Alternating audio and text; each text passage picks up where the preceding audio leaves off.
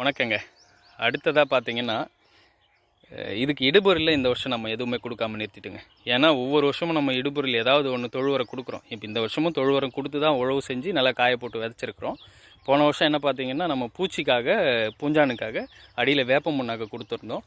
Pseudomonas, rhizobium இது மாதிரியான நுண்ணுயிரி உரங்களையும் கொடுத்துருந்தோங்க. ஆனால் இந்த வருஷம் எதுவும் கொடுக்கல. ஆனால் நீங்கள் கொடுக்காமல் இருக்காதீங்க. எங்களுக்கு பார்த்தீங்கன்னா, எனக்கு பரிச்சயம் ஆகிடுச்சு, மண் வளமாகிடுச்சு, செடிகளை எப்படி விதைக்கணும், எப்படி கொண்டு வரணுங்கிறது தெரியும். அதனால் பார்த்தீங்கன்னா எனக்கு சிறப்பாக இருக்குதுங்க. ஆனால் நீங்கள் தயவுசெய்து புதுசாக வரவங்களோ இல்லை பயிர் வைக்கிறவங்களோ இயற்கைக்குள்ளே வந்தவங்களோ நீங்கள் தயவுசெய்து அந்த மாதிரி இடுபொருள் கொடுக்காமல் நிறுத்தாதீங்க. மண் வளமாகிற வரைக்கும் நம்ம பயிரை காப்பாற்ற வேண்டியது ரொம்ப அவசியமாக இருக்குது. இடுபொருள் கொடுக்கணும். நீங்கள் ஒவ்வொன்றும் அடியில் தொழு உரம் கொடுங்க, அதுக்கப்புறம் புண்ணாக்கு கொடுங்க. ஏன்னா புண்ணாக்கு எதுக்கு கொடுக்க சொல்கிறேன்னு பார்த்தீங்கன்னா, இப்போ இங்கே பார்த்தீங்கன்னா செடிகள் ஒன்று சாகுது பாருங்கள். இந்த மாதிரி வேரழுகல் நோயால் சாகாது. வேப்பம் புண்ணாக்கு கொடுத்தீங்கன்னா ரொம்ப சிறப்பாக இருக்கும். அந்த வேரழுகல் நோய் வராது. வேப்பம் புண்ணாக்கு கொடுத்தீங்கன்னா கலப்படம் இல்லாத புண்ணாக்கு கொடுங்க.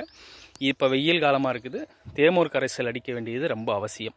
நாங்கள் தேமூர் கரைசல் அடிக்கிறதில்ல, எப்பவும் அடிக்கிறதில்ல.